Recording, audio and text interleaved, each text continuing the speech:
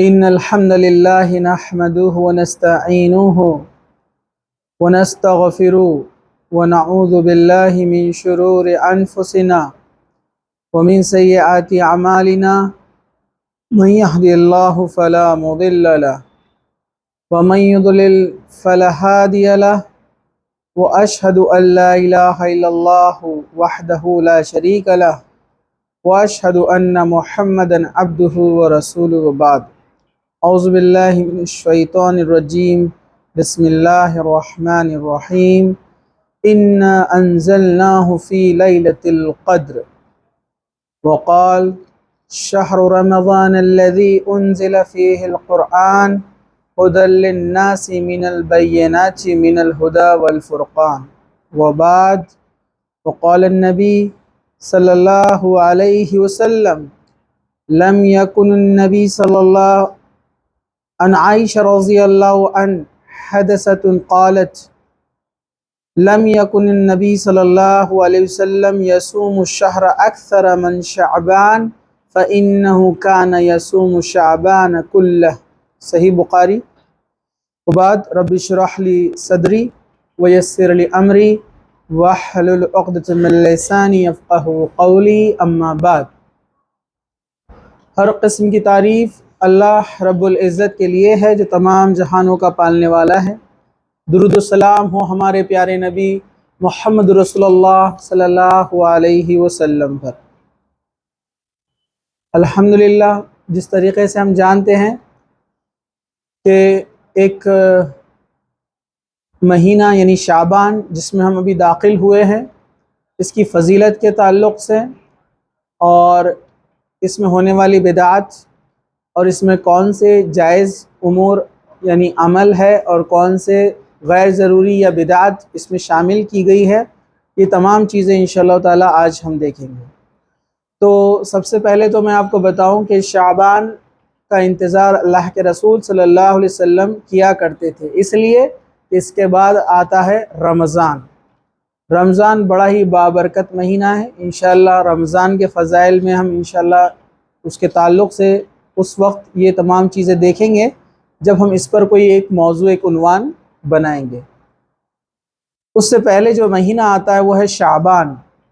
شعبان کی بھی فضیلت آتی ہے بہت ساری روایتوں کے اندر کہ اللہ کے رسول صلی اللہ علیہ وسلم کثرت سے اس میں روزے رکھا کرتے تھے، لیکن 15ویں شعبان کے بعد آپ رک جایا کرتے تھے.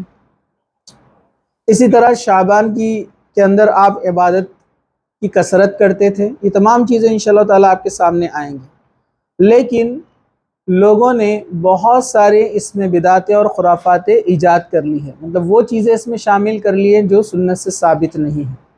خصوصی طور پر 15ویں شعبان کو ایک رات منانا، یعنی شب برات کے نام سے ایک رات منائی جاتی ہے. اسی طرح اس کا خاص ایک روزہ رکھنا اسپیشل اس کے نام سے، یہ سب بدعت میں شامل ہے. کچھ اسپیشل نمازوں کا اہتمام کرنا اس رات کو، یہ سب بدعت میں شامل ہے. یاد رکھیے راتوں کو جاگنے کی عبادت یعنی تاکید جو خاص طور سے اللہ کے رسول صلی اللہ علیہ وسلم نے کی، جتنی بھی حدیثیں آپ دیکھیں گے وہ شب قدر کے تعلق سے ہیں. یہ شب قدر، اس سے پہلے میں نے آپ کو رجب کے جو ہے بیان کے اندر یہ بات بتائی تھی کہ شب قدر میں اللہ کے رسول صلی اللہ علیہ وسلم یعنی رمضان میں لوگوں کو جگاتے تھے، گھر والوں کو بھی، اپنی بیویوں کو اور اپنے جان پہچان والوں کو، اور جتنے بھی آپ سے ملاقاتی رہتے تھے یعنی جس سے آپ ملتے، کہتے ہیں کہ آپ جو ہے اس رات کو یعنی شب قدر کو تلاش کرو. آپ نے صحابہ سے کہا، سبھی صحابہ سے آپ نے مخاطب ہو کر فرمایا کہ اس میں ایک رات ایسی ہے جس کی 83 سال سے زیادہ عبادت کا ثواب ہے. اس طرح آپ نے کہا صحابہ رضی اللہ عنہ اجمعین سے کہ ان راتوں کو جاگو اور اپنی مغفرت کروا لو. تو اس کے بہت ساری روایتیں آتی ہیں جس شب قدر کے تعلق سے.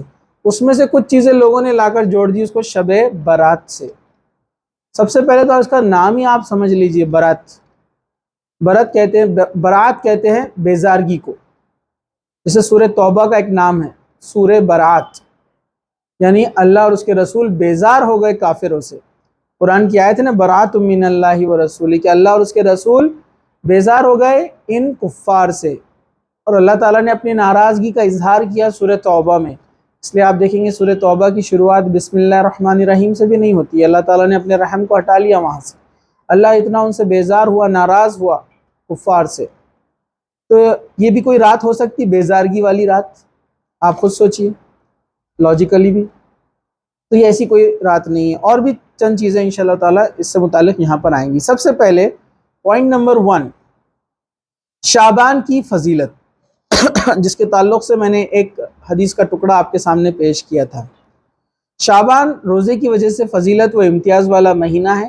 اس ماہ میں کثرت سے روزے رکھنے پر متعدد حدیثیں مروی ہے، جن میں بخاری اور مسلم کی روایت ہے۔ حضرت عائشہ رضی اللہ عنہا فرماتی ہے کہ نبی کریم صلی اللہ علیہ وسلم شعبان سے زیادہ کسی مہینے میں روزے نہیں رکھا کرتے تھے۔ آپ صلی اللہ علیہ وسلم اس مہینے میں تقریباً پورا روزہ رکھتے تھے، مطلب رمضان کے علاوہ آپ کسی مہینے میں اگر زیادہ کثرت سے روزے رکھتے تھے، وہ کون سا مہینہ ہے؟ شعبان کا، ٹھیک ہے؟ تو اللہ کے رسول جو ہے بہت زیادہ روزے رکھا کرتے تھے شعبان میں، ٹھیک ہے؟ چلیے، اسی طرح ایک اور حدیث ہے صحیح مسلم کے اندر، اس کا ترجمہ اس طرح سے ہے، میں نے عائشہ رضی اللہ تعالی عنہا سے نبی کریم صلی اللہ علیہ وسلم کے روزے کے بارے میں دریافت کیا، ٹھیک ہے؟ دریافت کیا تو وہ کہنے لگی، آپ صلی اللہ علیہ وسلم روزے رکھنے لگتے تو ہم کہتی کہ آپ تو روزے ہی روزے رکھتے ہیں، اور جب سے زیادہ کسی اور مہینے میں زیادہ روزے رکھتے ہوئے نہیں دیکھا جتنا شعبان میں ہم نے آپ کو روزہ رکھتے ہوئے دیکھا۔ آپ صلی اللہ علیہ وسلم شعبان میں اکثر ایام روزہ رکھا کرتے تھے، مطلب میکزیمم جس کو کہیں گے، یا پورا مہینہ کبھی کبھار آپ روزہ رکھ لیتے تھے۔ اس طرح ترمذی کی ایک حدیث ہے، 736 نمبر کی حدیث ہے، صحیح حدیث ہے۔ اسی طرح جو ہے ام سلمہ رضی اللہ عنہا کہتی ہے کہ میں نے نبی کریم صلی اللہ علیہ وسلم کو لگاتار 2 مہینے کے روزے رکھتے نہیں دیکھا سوائے شعبان اور رمضان کے، مطلب آپ اتنے روزے رکھتے تھے کہ آپ شعبان پورا رکھتے تھے اور رمضان بھی پورا رکھتے تھے۔ اسی طرح جو ہے نسائی میں بھی ایک روایت ہے، صحیح نسائی حدیث نمبر 2174، میں نے نبی کریم صلی اللہ علیہ وسلم کو کبھی بھی 2 ماہ مسلسل روزے رکھتے ہوئے نہیں دیکھا، لیکن آپ شعبان اور رمضان ساتھ ملا دیا کرتے تھے اور اتنے روزے رکھتے تھے۔ یہ اس کی فضیلت آتی ہے شعبان کے تعلق سے، ٹھیک ہے؟ چلیے، اس ماہ میں بکثرت روزے رکھنے کی حکمت پر اسامہ بن زید رضی اللہ عنہ سے روایت اس طرح سے ملتی ہے کہ میں نے اللہ تعالیٰ کے رسول صلی اللہ علیہ وسلم سے پوچھا، صحیح نسائی کی حدیث ہے 2356، میں نے پوچھا کہ آپ جتنے روزے شعبان میں رکھتے ہیں کسی اور مہینے میں اتنے روزے نہیں رکھتے؟ آپ صلی اللہ علیہ وسلم نے جواب میں فرمایا، یہ ایسا مہینہ ہے جس میں لوگ غفلت کا شکار ہو جاتے ہیں، جو رجب اور رمضان کے مابین یعنی درمیان میں آتا ہے۔ ایسا مہینہ ہے جس میں اعمال رب العالمین کی طرف اٹھائے جاتے ہیں۔ میں یہ پسند کرتا ہوں کہ میرے اعمال روزے کی حالت میں اٹھائے جائے۔ تو یہاں پر کنکلوژن یہ نکلتا ہے کہ ماہ شعبان میں صرف روزے کا اہتمام کرنا چاہیے، وہ بھی بکثرت، اور کسی ایسے عمل کو انجام نہیں دینا چاہیے جن کا ثبوت نہیں ملتا۔ مطلب ماہ رمضان کی فضیلت میں جتنی بھی روایتیں آپ کو ملیں گی وہ روزے کے تعلق سے، کہ اللہ کے رسول صلی اللہ علیہ وسلم کثرت سے روزہ رکھتے ہیں۔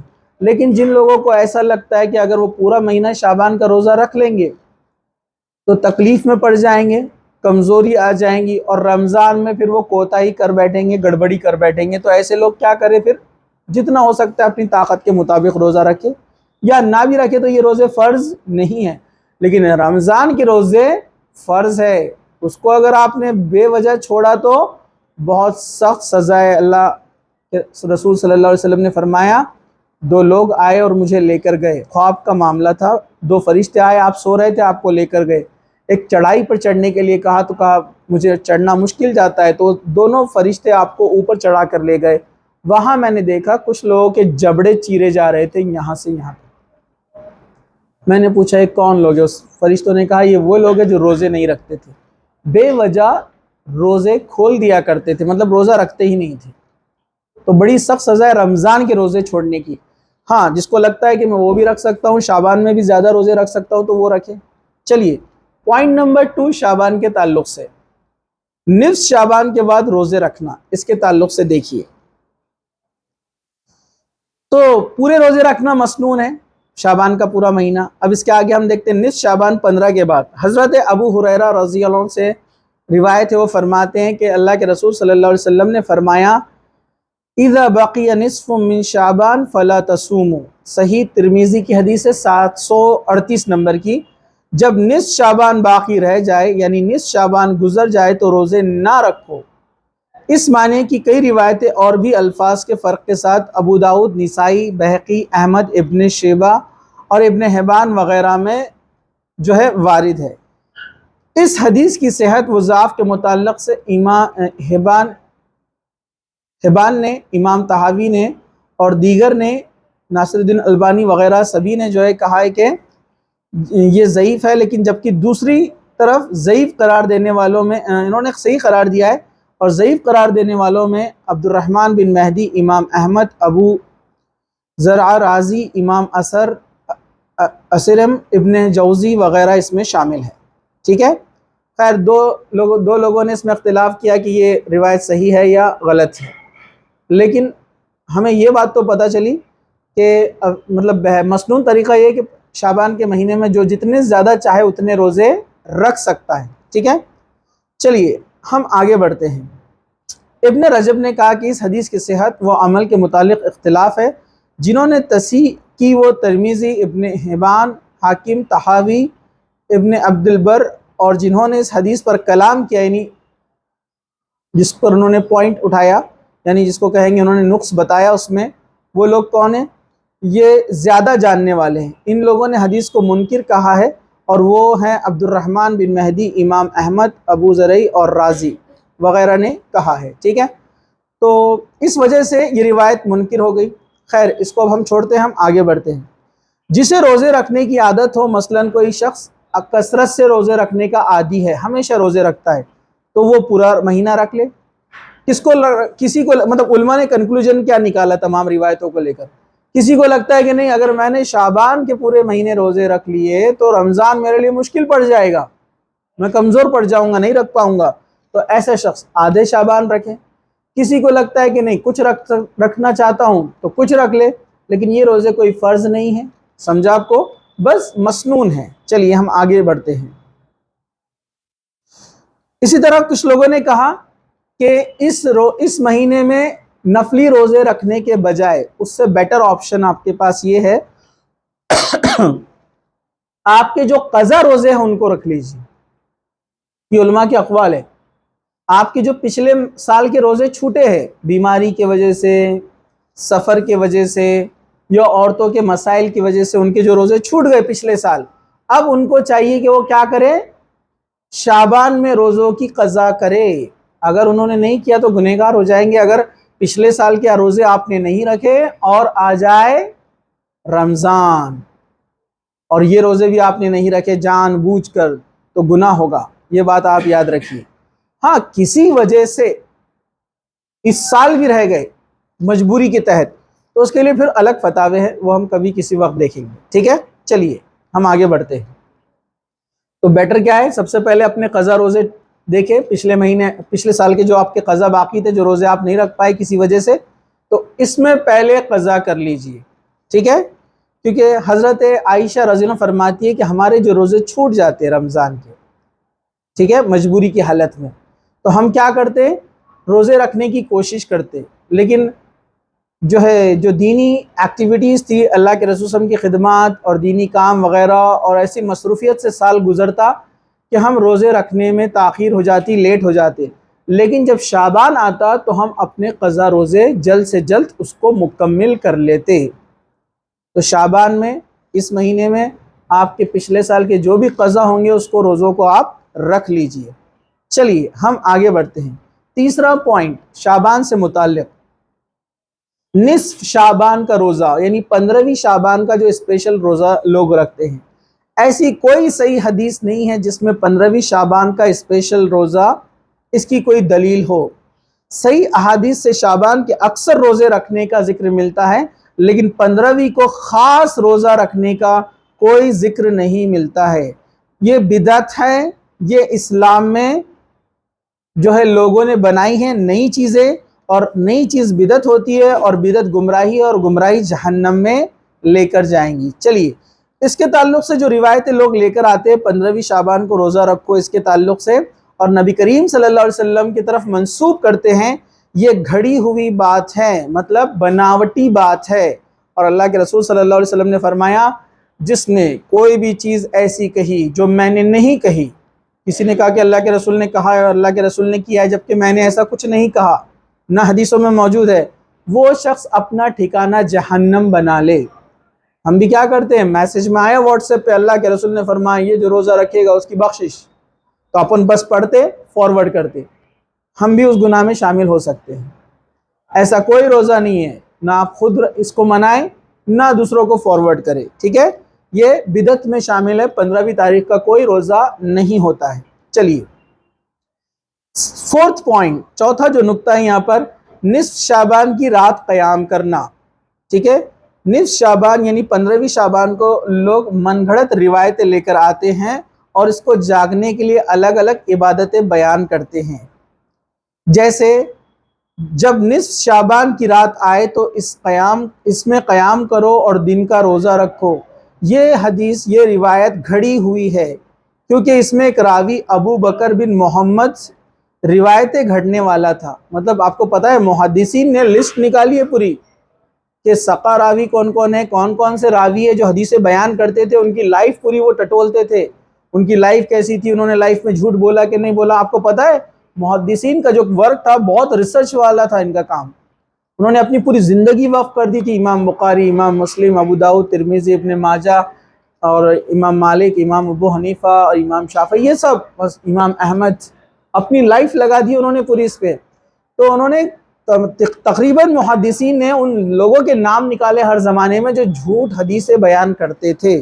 تو اس میں یہ ضعیف حدیث ہے، ابن ماجہ کے اندر ہے 261 نمبر کی، تو اس کو جو ہے حدیث کو من گھڑت بیان کیا گیا ہے۔ یہ جو ہے اس کا راوی جو ہے یہ ابو بکر بن محمد، یہ روایتیں گھڑنے میں اس کا نام مشہور تھا۔ اس رات صلاۃ الفی یعنی 1000 رکعت والی مخصوص طریقے کی نماز پڑھی جاتی ہے، یہ بھی بدعت ہے۔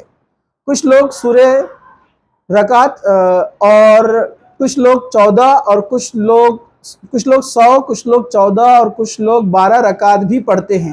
اس قسم کی کوئی مخصوص عبادت نبی کریم صلی اللہ علیہ وسلم یا صحابہ سے ثابت بالکل بھی نہیں ہے۔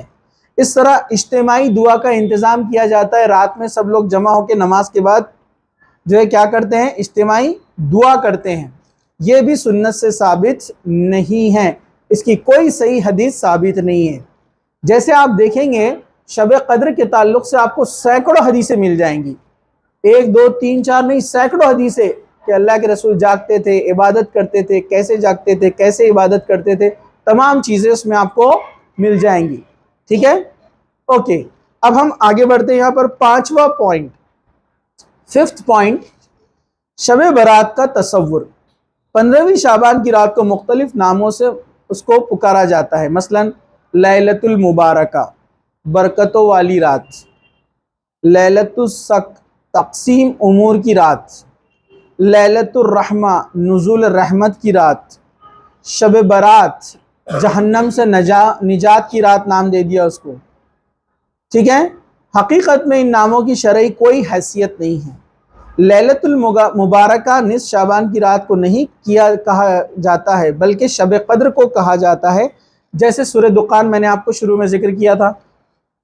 غور سے سنیے یہ بات، بہت سارے لوگ سوال کرتے ہیں نا، جب آپ بولتے ہیں کہ غلط ہے نہیں منانا، تو وہ آپ کو یہ دلیلیں دیتے ہیں، تو آپ ان کو یہ جواب دے سکتے ہیں۔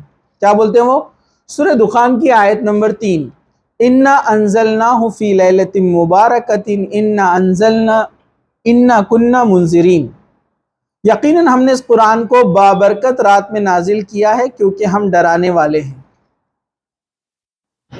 ہم نے اس کو یعنی قرآن کو اس بابرکت رات میں نازل کیا۔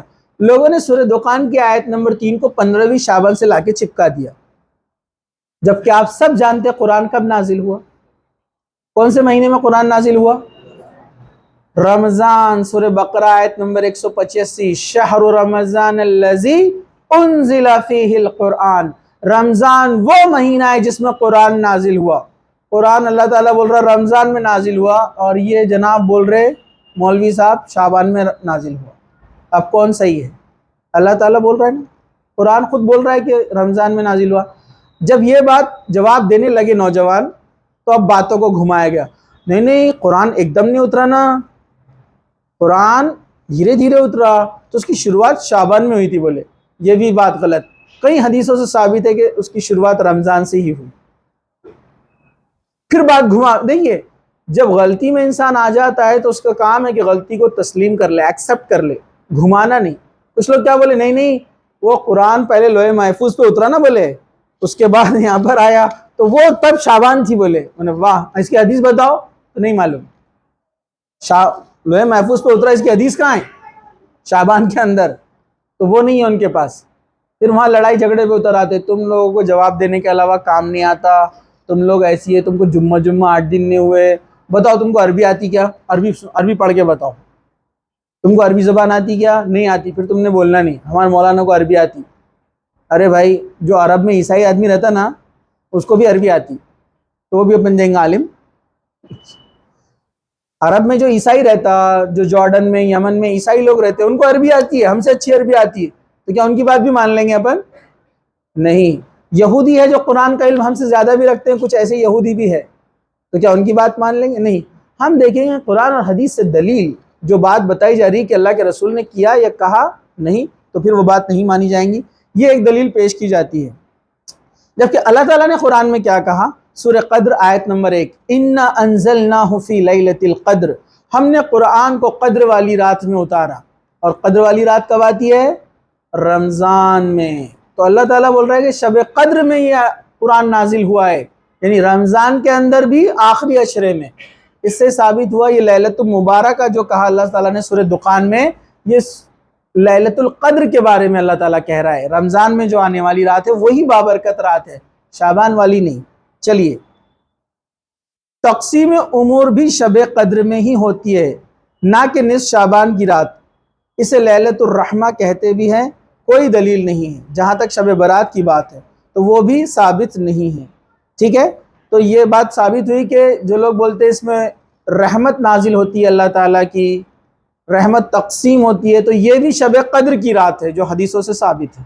شعبان کی رات کے تعلق سے ایسا کوئی ذکر نہیں ہے۔ چلیے، چھٹا پوائنٹ جو شعبان سے متعلق ہے، 6th پوائنٹ، وہ کیا ہے؟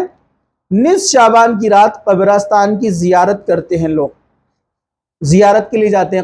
آپ نے دیکھا ہوگا قبرستان جگمگاتے چمکتے ایک دم رات، ابھی شب برات میں لائٹنگ لگتی وہاں پر، معلوم ہے آپ کو؟ اور لوگ جاتے ہیں، پھول، اگربتی اور کیا کیا لے کر جاتے ہیں نا۔ چلیے اب اس کے بارے میں سنیے۔ حدیث میں کچھ اس طرح سے آتا ہے، حضرت عائشہ رضی اللہ فرماتی ہے، فقدت رسول اللہ صلی اللہ علیہ وسلم لیلۃ فخرجت فاذا هو فی البقیع، ایک رات میں نے نبی کریم صلی اللہ علیہ وسلم کو اپنے پہلو سے غائب پایا۔ مطلب حضرت عائشہ رضی اللہ عنہ کے حجرے میں اللہ کے رسول ساتھ میں سو رہے تھے، لیکن جب میری آنکھ کھلی تو میں نے دیکھا اللہ کے رسول نہیں ہے۔ تلاش کیا تو آپ بقیع میں جو ہے، یعنی بقیع جو قبرستان ہے جس کو بقیع غرقد کہتے ہیں، اپنے پاس مشہور ہو گیا جنت البقیع، مدینہ کا جو قبرستان ہے، اصل میں اس کا نام ہے بقیع غرقد، ٹھیک ہے؟ تو بقیع غرقد میں وہاں پر میں نے آپ کو پایا، میں نے آپ کو وہاں جا کر دیکھا۔ 15ویں شعبان سے لوگ اس کو جوڑتے ہیں، تو یہ روایت نصف شعبان سے متعلق ہے۔ اس حدیث کو بنیاد بنا کر 15ویں شعبان کی رات قبرستان کی صفائی ہوتی ہے، پھر اس کی صفائی کر کے اس میں جو ہے لائٹنگ وغیرہ لگائی جاتی ہے، اور مرد بھی جاتے ہیں، عورتیں بھی جاتے ہیں، عورتیں دور بیٹھتی ہیں، تھوڑا اپنے پاس تھوڑا ماحول ہے اس طرح کا، لیکن جاتے ہیں۔ جبکہ یہ حدیث ضعیف ہے، اس پر عمل نہیں کیا جائے گا۔ قبروں کی زیارت کبھی بھی ثابت ہے، کی جا سکتی ہے، اس کے لیے کوئی خاص رات نہیں ہے، ٹھیک ہے؟ اسی طرح اللہ کے رسول صلی اللہ علیہ وسلم کی زندگی میں، صحابہ کی زندگی میں، تابعین کی زندگی میں، تابعین کی زندگی میں کبھی ایسا نہیں ہوا کہ 15ویں شعبان کو قبرستان جا کر صحابہ نے اس کی صفائی کی ہو اور اس میں روشنی لگائی ہو، دیے جلائے ہو، یہ کہیں بھی ثابت نہیں ہے۔ یہ سب من گھڑت چیزیں لوگوں نے بنائی ہیں۔ سب سے پہلے تو یہ حدیث ضعیف ہے، حضرت عائشہ نے جو جا کر اللہ کے رسول کو دیکھا، یہ حدیث ضعیف ہے۔ کچھ لوگوں نے اس کو اور بھی جوڑا ہے اس طرح سے کہ حضرت عائشہ گئی اللہ کے رسول سے ملی تو اللہ کے رسول نے فرمایا اے عائشہ کیا تم یہ سمجھتی ہو کہ تمہارے نبی تم کو دھوکہ دے دیں گے، مطلب تمہارا آج کا دن ہے مقرر تو میں تم کو چھوڑ کر کہیں دوسری زوجہ کے پاس جاؤں گا؟ نبی کبھی خیانت نہیں کرتے۔ اس کو اور بڑھایا گیا اس طرح سے، اور پھر کہا کہ آج کی رات جو فلاں فلاں قبیلے کا نام لیا آپ نے، اللہ تعالیٰ جو آج کی رات عبادت کرے گا، اللہ کے رسول نے فلاں قبیلے کا نام لیا، کہا کہ وہاں کے بکریوں کے جسم پر جتنے بال ہیں اتنے لوگوں کی مغفرت ہوتی ہے۔ یہ سب من گھڑت ہے، یہ ضعیف ہے۔ چلیے ہم آگے بڑھتے ہیں۔ تو ایسی رات کوئی ثابت نہیں ہے، اللہ کے رسول نے کوئی رات ایسی نہیں منائی۔ 7واں پوائنٹ، آتش بازی کرنا۔ تو یاد رکھیے آتش بازی کی جاتی ہے، کچھ لوگ پٹاخے پھوڑتے ہیں، ابھی آپ کو آئیں گی آوازیں 15 شعبان کو، ہے نا، آتش بازی کرتے ہیں، اچھے کھانے بناتے ہیں، لائٹنگ لگواتے ہیں، اور دیگر بہت ساری چیزیں کرتے ہیں۔ تو یہ تمام چیزیں بدعتیں ہیں، اسلام میں تو اس کا کوئی تصور نہیں ہے پٹاخے اڑانے کا، یہ فضول خرچی ہے۔ ان المبذرین اخوان الشیاطین، سورہ حجرات میں اللہ تعالیٰ نے کیا فرمایا کہ فضول خرچی کرنے والے شیطان کے بھائی ہے۔ تو یہ 15ویں شعبان کو شیطان کے بھائی گھومتے ہیں پورے، ہاں شیطانوں کے بھائی یہ پورے، یہ راتوں میں جاگ رہے، پٹاخے پھوڑ رہے، لوگوں کو تکلیف دے رہے، اور وہ بھونگے لالے سے پاؤں پاؤں بجانے کے رات میں گھومتے پورے روڈ پر۔ برابر ہے کہ نہیں ہے؟ مسلمان تو کسی کو تکلیف بھی نہیں دیتا ہے، وہ بھونگے بجا رہے، پنگیاں بجا رہے، اور کیا کر رہے، پٹاخے پھوڑ رہے، اور کیا کرتے ہیں، کرکٹ کھیل رہے، بیڈمنٹن کھیل رہے ہیں، ہے نا، پورا اسپورٹس بن جاتا ہے، اسپورٹس گراؤنڈ۔ بڑا افسوس کی بات ہے ہمارے بھائی پولیس میں ہیں، ہمارے بھائی پولیس میں ہیں، تو ان کے ایک غیر مسلم دوست نے سوال کیا، کہا کہ تمہارے یہ رات میں ایسے کرنے کا رہتا کیا؟ بولے مطلب تمہاری بک میں لکھا ہوا ہے کہ بولے پٹاخے پھوڑنا، کرکٹ کھیلنا، بیڈمنٹن کھیلنا کا؟ مرد عورتیں سب کھیلتے بولے بیڈمنٹن رات میں،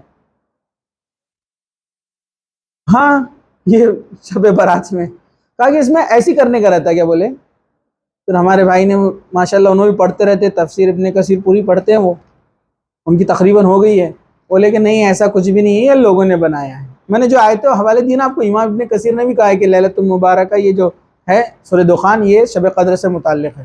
مطلب کوئی یہ نہ بولے کہ یار یہ آج کے لوگ بول رہے نئے نا، پرانے لوگ تو نہیں کرتے۔ تو امام ابن کثیر بہت پرانے بولنا، انہوں نے اس لکھے کہ یہ جو سورہ دخان کی آیت ہے یہ شب قدر کے تعلق سے ہے، نہ کہ شعبان کے تعلق سے۔ یہ سب سے پرانی تفسیر ہے اردو کے اندر، ٹھیک ہے؟ لوگوں نے نہیں پڑھا وہ الگ بات ہے، ان کو نیا لگ رہا ہے، ٹھیک ہے؟ تو ہمارے بھائی نے کہا کہ نہیں یہ ایسا کچھ نہیں رہتا، یہ لوگوں نے بنا لیا، یہ سب اپنے من مانے طریقے سے لوگ جو ہے کر رہے ہیں، جو کہ صحیح نہیں ہے۔ چلیے 8واں پوائنٹ، مخصوص پکوان اور روے اور میٹھے بنانا۔ جیسے اپنے پاس بنتا ہے کھچڑا، حلیم، ہے نا، روے کا میٹھا، شربت، ہے نا، پہلے لال شربت بنتا تھا، اب روح افزا رسنا بنتا ہے، اور اب تو نیا چل رہا رات میں آگ جلا کر پیسے جمع کر کے چائے بنانے کا، سب کو بانٹنے کا، جس نے پیسے نہیں دیا سب سے گنہگار آدمی نکالنا پیسے، بولتا یہ کہے کا پیسے ویسے کہ ارے کیا آدمی شب برات کو پیسے نہیں دے رہا، کیا گنہگار آدمی، جیسا فجر کی نماز چھوٹ گئی اس کی، اتنا افسوس کر رہا ہے یہ، کیا آدمی یار پیسے نہیں دے رہا بولے چائے بنانے کو۔ ارے شب برات ہے بیٹے، آج بنیں گے اپن، لوگوں کے لکڑیاں چرا چرا کر جلائیں گے اپن اس میں، یہ سب کرنے، یہ عبادت کی رات میں یہ سب چیزیں کرتے ہے نا، تو یہ سب غلط ہے، یہ صحیح نہیں ہے، یہ سب بدعات میں شامل ہوگا۔ چلیے ہم آگے بڑھتے ہیں۔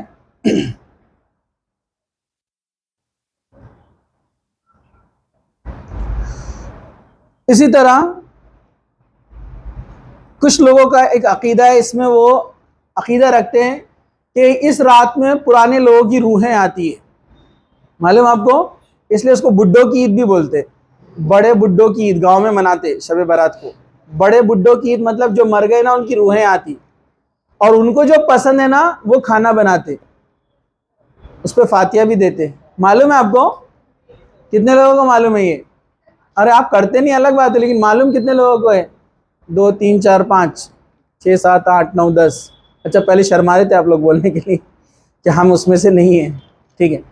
تو بڑے بڈھوں کی عید منائی جاتی، معلوم آپ کو، پکوان بنائے جاتے ہیں، ان کے فیوریٹ بانٹے جاتے ہیں، اس پہ فاتحہ دی جاتی ہے، اس کو بولتے ہیں بڑے بڈھوں کی روحیں۔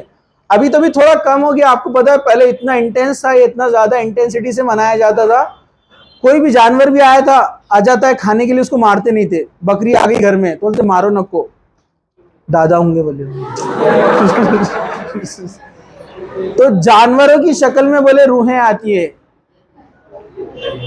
انہیں ایک صاحب سنا رہے تھے، بولے ہمارے گھر میں بولے تتلی آئی تھی بولے، اور وہیں جا کر بیٹھی بولے جو دادا کو کھانا پسند تھا بولے، دادی کو، مطلب دادی آئے تتلی بن کے۔ ہمارے دوست وہ اس پر کافی چیزیں بولتے، فیض بھائی پتہ ہے آپ کو، انہوں نے کہا ٹھیک ہے اب دادی آ گئے، زندہ بھی ہو گئے، تو اب ان کا حقوق بھی ہے زندہ انسان کے، اب دوسرا جوڑا دیکھو بولے اب نکاح کے لیے کیا ہے، تو برابر ہے کہ نہیں ہے۔ تو یہ کیا کیے جاتے ہیں، یہ مذاق بنا رہے خود اپنے بڑوں کا، جبکہ اللہ کے رسول صلی اللہ علیہ وسلم فرمایا، اور قرآن مجید نے بھی کہا، سورہ مومنون آیت نمبر 100، یہ چیزوں کو یاد رکھیے آپ، کلا انہا کلمۃ هو قائلها ومن ورائہم برزخ الی یوم یبعثون، ہرگز نہیں، یہ بس ایک بات ہے جو وہ بک رہا ہے، اب ان سب مرنے والوں کے پیچھے ایک برزخ حائل ہے دوسرے زندگی کے آنے تک۔ مرنے والا بولتا ہے نا مجھے مہلت دی جائے، میں کیا کروں گا، بہت عبادت کروں گا، مجھے موقع دیا جائے، چھوڑ دیا جائے، سیکنڈ چانس۔ اللہ تعالیٰ بول رہا ہے نہیں، موت آنے کے بعد اب کوئی چانس نہیں۔ اب جب انسان مر جاتا ہے تو اللہ تعالیٰ نے کہا کہ ان کے بیچ میں ایک برزخ ہے، برزخ ایک آڑ ہے، برزخ کہتے ہیں ان سین بیریئر کو، نہ ادھر کوئی جا سکتا ہے، نہ کچھ بول سکتا ہے، نہ دیکھ سکتا ہے، نہ فریاد کر سکتا ہے، نہ کچھ بات کر سکتا ہے، نہ ادھر والے ادھر کچھ بول سکتے ہیں۔ قبر میں جو انسان دفن کر دیا جاتا ہے وہ برزخ میں پہنچ جاتا ہے، اور برزخ ایسی جگہ ہے جہاں مردے ہوتے ہیں، جہاں دو مقام ہیں، علیین اور سجین۔ سجین یہ برے لوگوں کا ٹھکانہ، علیین نیک لوگوں کا ٹھکانہ، ان کی روحیں وہاں پر رہتی ہیں، وہ وہاں سے واپس نہیں آ سکتے بالکل، نہ ہم ان کو سن سکتے نہ وہ ہم کو سن سکتے، یہ بات ہے، ٹھیک ہے۔ تو یہ برزخ میں جانے کے بعد کوئی ریٹرن نہیں آتا، تو یہ روحیں کہاں سے لا رہے واپس؟ اور جو واقعات بھی ہوتے ہیں نا، فلاں جگہ بولتے فلاں کی روح بھٹکتی، آتما بھٹکتی، اس نے نام بھی بولا، تو یہ جن رہتے، یہ جن شیاطین رہتے، جھوٹ بول کے آتے کہ ہم فلاں کی آتما ہیں، ہم فلاں کی روح ہے، تو یہ جھوٹ بولتے ہیں، جن رہتے ہیں، جن حرکت کرتے ہیں انسان کے عقیدے خراب کرنے کے لیے۔ اللہ تعالیٰ نے قرآن میں کہا سورہ مومنون میں، بس ان کے بیچ میں ایک آڑ ہے، برزخ ہے، جب وہ مر جاتا ہے تو وہ ادھر نہیں آ سکتا، نہ ادھر والا ادھر جا سکتا ہے، قیامت کے دن ہی اٹھیں گے وہ وہاں سے۔ تو یہ بات، تو لوگ اس طرح کا اہتمام کرتے، پتہ ہے آپ کو، جانور آ رہے تو ان کو کھانے دے رہے، جو کھارا کھان دو بولے، دادا ہوں گے، پردادا ہوں گے، دادی ہوں گے، برابر ہے کہ نہیں ہے؟ تو یہ چلتا ہے اپنے ماحول میں، بڑے بڈھوں کی عید بولتے ہیں اس کو۔ 9واں پوائنٹ، کچھ لوگوں کا یہ عقیدہ ہے کہ 15ویں شعبان کو اللہ تعالی جو ہے پہلے آسمان پر آ جاتے ہیں، دنیا کے قریب۔ ابن ماجہ کی روایت ہے، ان اللہ یطلع فی اللیل النصف من شعبان فیغفر الجمیع خلق الا لمشرک او مشاحا۔ سنن ابن ماجہ، اللہ تعالیٰ نصف شعبان کی رات اپنے بندوں پر نظر فرماتا ہے، پھر مشرک اور مسلمان بھائی سے دشمنی رکھنے والے کے سوا سارے مخلوق، مسلمان بھائی آپس میں جو دشمنی رکھتے ہیں ان کے علاوہ تمام مخلوق کی مغفرت فرما دیتا ہے۔ اس حدیث کو امام البانی نے حسن قرار دیا ہے، جبکہ اس میں مشہور ضعیف راوی ابن لہیہ ہے، اور دوسرے جمع طرق میں بھی ضعف ہے، یعنی حضرت عائشہ جہاں کے طریق سے بھی یہ روایت آئی ہے۔ جیسے دوسری روایت میں آتا ہے، اللہ تعالیٰ نصف شعبان کی رات کو آسمان دنیا پر اترتا ہے اور کلب قبیلے کے بکریوں کے بالوں کی تعداد سے زیادہ لوگوں کو معاف فرماتا ہے۔ جو قبیلے کا میں نے ذکر کیا نا، کلب قبیلہ، تو یہ دونوں روایتیں جو ہے ضعیف ہے۔ اسی طرح یہ والی جو ہے کلب قبیلے کے بکریوں کے بالوں کے برابر اللہ تعالیٰ مغفرت فرما دیتا ہے، اس حدیث کو بھی امام البانی نے ضعیف قرار دیا ہے۔ امام بخاری رحمۃ اللہ علیہ نے بھی اسے سند میں انقطاع کا ذکر کیا ہے، مطلب بیچ میں چین میں بریکنگ ہے۔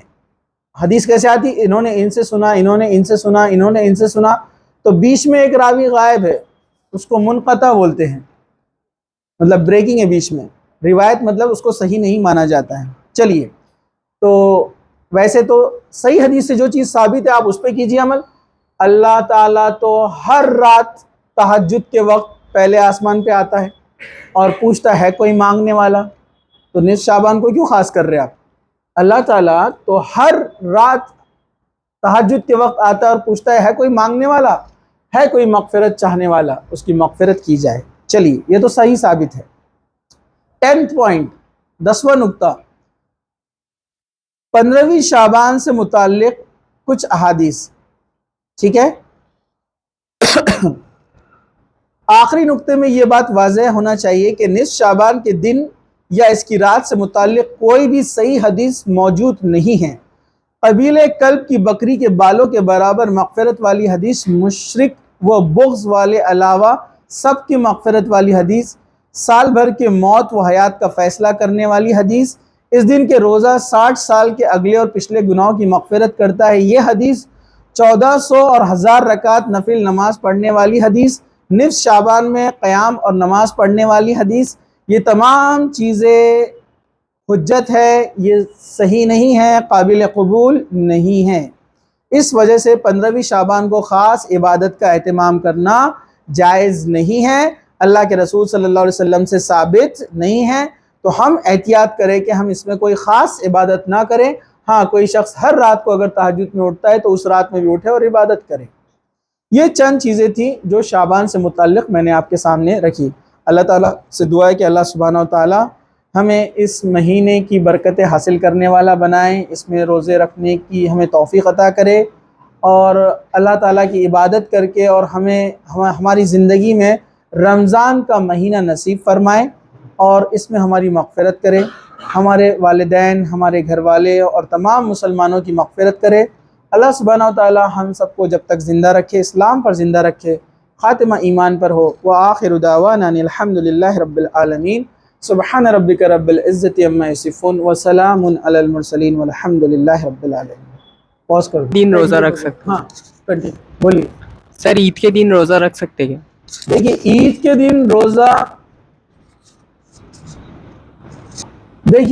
دن روزہ رکھنا حرام ہے۔ عید الفطر، ٹھیک ہے، عید الفطر اور ایام تشریق یعنی بقرعید، عید الاضحیٰ، عید الفطر رمضان کی، عید الاضحیٰ، بقرعید، اس کے بعد اور 3 دن، 10 تاریخ کو عید ہوتی ہے، 11، 12، 13، سمجھا آپ کو؟ تو ٹوٹل کتنے دن ہو گئے؟ عید کا 1 دن اور یہ 4 دن، 5 دن۔ اس میں روزہ رکھنا حرام ہے، روزہ نہیں رکھ سکتے، منع ہے، اللہ کے رسول نے منع فرمایا ہے۔ عید الفطر اور عید الاضحیٰ کے ٹوٹل 4 دن، 10، 11، 12، 13، اس میں قربانی اور کھانے پینے کے دن ہے۔ ایام تشریق مطلب کھانے پینے کے دن، تو اس میں منع ہے روزہ رکھنا۔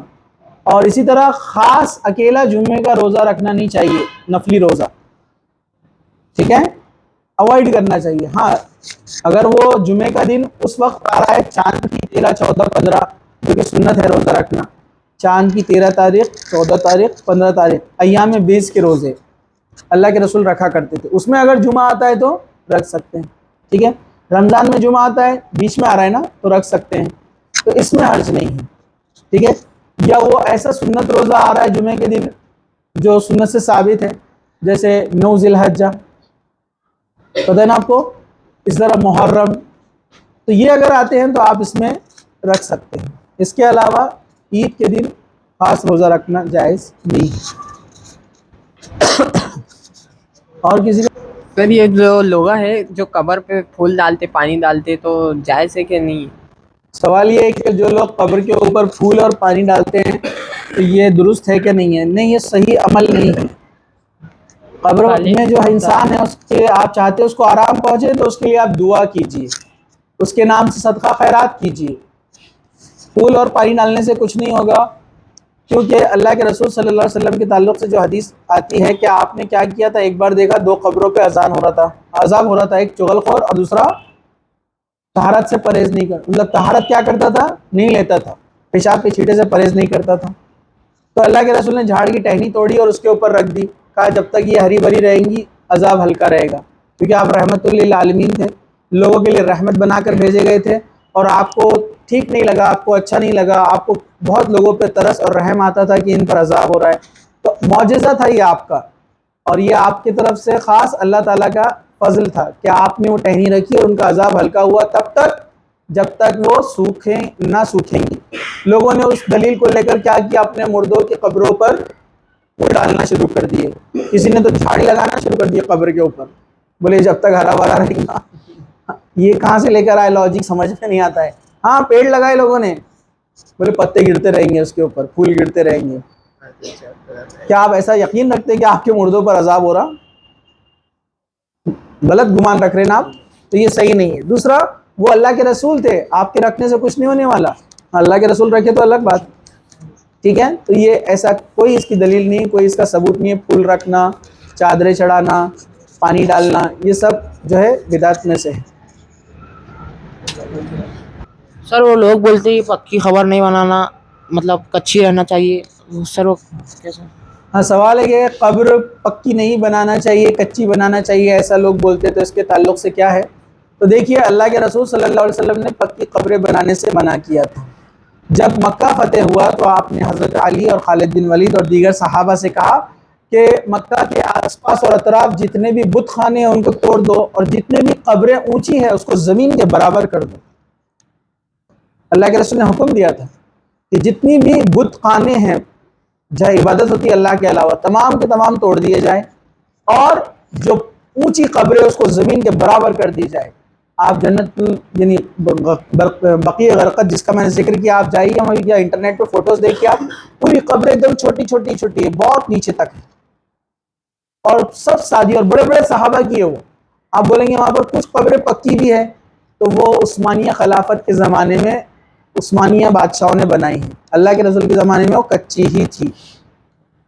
عثمانیہ خلافت کے ٹائم پر وہ لوگوں نے کچھ قبریں پکی بنائی صحابہ کی، کیونکہ اس زمانے کے لوگوں کو یاد تھا کہ حضرت حمزہ کی قبر کہاں پر ہے، بدر اپنے احد کے مقام پہ، پھر بقیع غرقد میں اللہ کے رسول کے کہاں پر، لوگوں کو معلوم تھا، تو لوگوں کو جہاں جہاں معلوم پڑا انہوں نے پکی قبریں بنا دی، گنبد بنا دیے تھے، بعد میں پھر اس کو توڑا گیا بہت زمانے بعد بھی، اور کچھ رہ گئی، کچھ نہیں توڑے، جیسے کہ ویسے رہی تو آج بھی ہے۔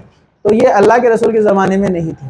ہاں اللہ کے رسول کی قبر کو گھیرا گیا، لیکن کچی اللہ کے رسول کی قبر، کچھ لوگ اللہ کے رسول کی قبر کی فوٹو ڈالتے ہیں انٹرنیٹ کے اوپر، وہ صحیح نہیں ہے۔ ایک بڑی قبر، اس پر امامہ رکھا ہوا ہے کالے کلر کا، جھوٹی ہے، فیک فوٹوز ہے وہ، کیونکہ اللہ کے رسول صلی اللہ علیہ وسلم کی جو قبر ہے، آپ کے بازو حضرت ابو بکر ہے اس طرح سے، اور آپ کے بازو حضرت عمر ہے اس طرح سے، 3 لوگ ہیں اندر، وہ اللہ کے رسول کے حجرے میں، حضرت عائشہ کے حجرے میں، وہ کور کی گئی ہے دیواروں سے اس زمانے میں ہی۔ پھر نور الدین زنگی کے زمانے میں انہوں نے اس کو اور کورنگ کیا، دیواریں اٹھا دی، اوپر سے سلیب بھی ڈال دیا تھا، اندر کوئی جا ہی نہیں سکتا، فوٹو کہاں سے لیں گے؟ نور الدین زنگی کے زمانے میں اس کو پورا کور کر دیا گیا، فوٹو کہاں سے لیں گے؟ نیچے شیش پگھلا کر اس نے ڈال دیا تھا، تاکہ کچھ لوگوں نے کوشش کی تھی اللہ کے رسول کی قبر کو باہر نکالنے کی، واقعہ آپ کو معلوم ہوگا نا۔ نور الدین زنگی کے زمانے میں ایک نیک بادشاہ تھا، اللہ کے رسول اس کے خواب میں آ کہا کہ مجھے ان سے بچاؤ، اور وہ دونوں کی شکلیں نور الدین زنگی کو خواب میں بتائی گئی تھی۔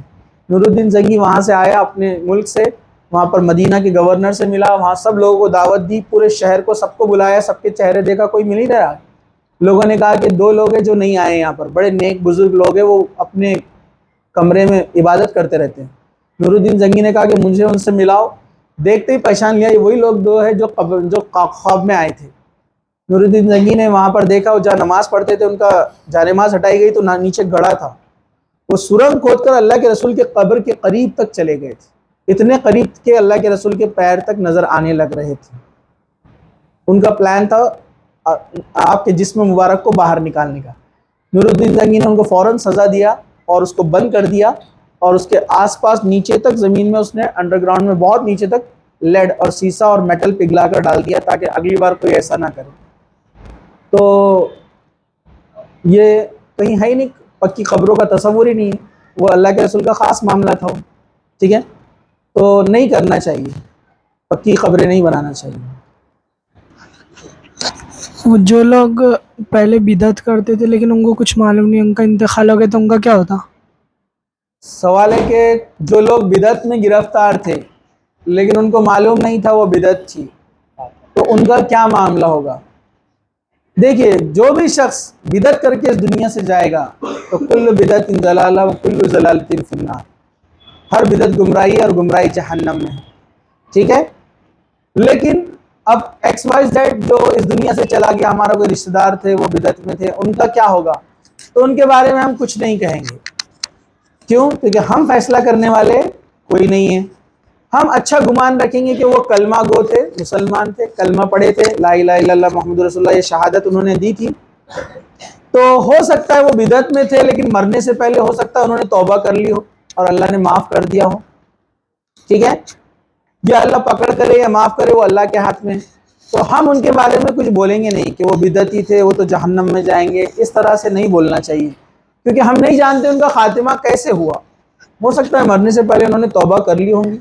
بہت سارے شخصیات ایسے دنیا میں جنہوں نے بہت گناہ کیے لیکن آخری وقت میں توبہ کر لی، تو ہم ان سے اچھا گمان کریں گے، کیونکہ اللہ کے رسول صلی اللہ علیہ وسلم نے فرمایا اپنے مردوں کو برا بھلا مت کہا کرو، وہ اپنے انجام کو پہنچ چکے، ان کا جو ہونا تھا ہو گیا، اب اللہ مالک، اللہ لینے والا حساب، آپ یہاں پر مت بولتے بیٹھو کہ یہ جنتی ہے جہنمی، وہ اللہ فیصلہ کرے گا، تو ہم خاموشی اختیار کریں، لیکن کلمہ پڑھ کر گئے تھے وہ اس دنیا سے، مسلمان تھے، ان کے لیے دعا کر سکتے ہیں، ٹھیک ہے۔ سر 12 بجے نماز نہیں پڑھنا بولتے عشاء کی رات میں۔ سوال ہے کہ رات میں 12 بجے نماز نہیں پڑھنا، اس کے تعلق سے کیا ہے؟ ایسا کچھ بھی نہیں ہے، زوال کے وقت منع کیا گیا ہے، دن میں جو، اور وہ بھی 12 بجے نہیں، زوال کا وقت، جو ظہر کا وقت شروع نہیں ہوتا ہے اس وقت میں نماز نہیں پڑھنا ہے، تو وہ دن کا ہے وہ، اور وہ 12 بجے فکس ہو گیا اپنے پاس، جبکہ زوال کا وقت 12 بجے نہیں، ٹائم چینج ہوتا رہتا ہے موسم کے حساب سے، معلوم ہے نا آپ کو، آپ لوگ پڑھتے نا جغرافی، آپ کو معلوم ہے، اور رات کے 12 بجے کا کچھ بھی نہیں ہے، بہت سارے لوگ رات میں 12 بجے بولتے ہیں نماز نہیں پڑھنا، اور کچھ لوگوں کے پاس غلط عقیدہ یہ بھی ہے کہ رات میں نماز نہیں پڑھنا، گھر میں اگر بچے پڑھنا چاہتے ہیں، لڑکے لڑکیاں ہے نا، دین کی باتیں سنتے ہیں، جذبہ جاگتا ہے عبادت کرنے کا، سب سو جا رہے گھر میں، تو گھر والے کیا بولتے ہیں، نہیں رات میں نہیں جاگنا، پھٹکار بڑھ جاتی، یہ پھٹکار کیا رہتی نہیں معلوم ہے، بولے جن آ جاتا ہے نا، بدروہیں آ جاتی، کہاں سے، پہلے بتایا روح تو آتی نہیں، جن آ جاتے، بولے پہلے بچوں کو ڈراتے، بیچارے بچے کوشش کر کے جاگتے پھر بھی پڑھتے کہ نہیں پڑھنے کا ہے، بار بار اتنا بولتے کہ ڈر بڑھ جاتا، بہت سارے بچے بولے سر ہم پڑھنا چاہ رہے، بولے آپ نے بولے اچھا ہے، لیکن ہم جیسے پڑھنے کے لیے بیٹھتے اور پیچھے کچھ بھی کڑام کڑم آواز آئی تو ایسا دل میں وائبریشن ہوتا، بولے آپ لوگوں کے ساتھ بھی ہوتا ہوں گا، تو ڈرنا نہیں، آپ اللہ کی عبادت کر رہے تو آپ کو نقصان کرے گا، کوئی نقصان نہیں کرتا ہے، یہ لوگوں نے بنا لیا، ایسا کچھ نہیں ہوتا ہے، آپ اس کی عبادت کر رہے ہیں جس کے قبضے میں، جس کے کنٹرول میں وہ ہے جن شیاطین، اور آپ اس سے ڈر رہے ہیں، اللہ سے نہیں ڈرتے، آپ اللہ کی عبادت کر رہے ہیں، کچھ نہیں ہوتا ہے، یہ سب بیکار چیزیں، غلط چیزیں، رات میں آپ کبھی بھی عبادت کر سکتے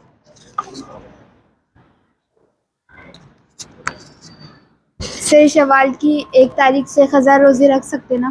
جی، شوال کی 1 تاریخ سے قضا روزے شوال کی 1 تاریخ سے قضا روزے رکھ سکتے نا؟ شوال کی 1 تاریخ سے قضا روزے 15 روزے رکھ سکتے ہیں کیا؟ نہیں، قضا روزے رکھ سکتے ہیں، ہاں، 1 شعبان نا، شوال کیوں نہیں رکھ سکتے شوال میں؟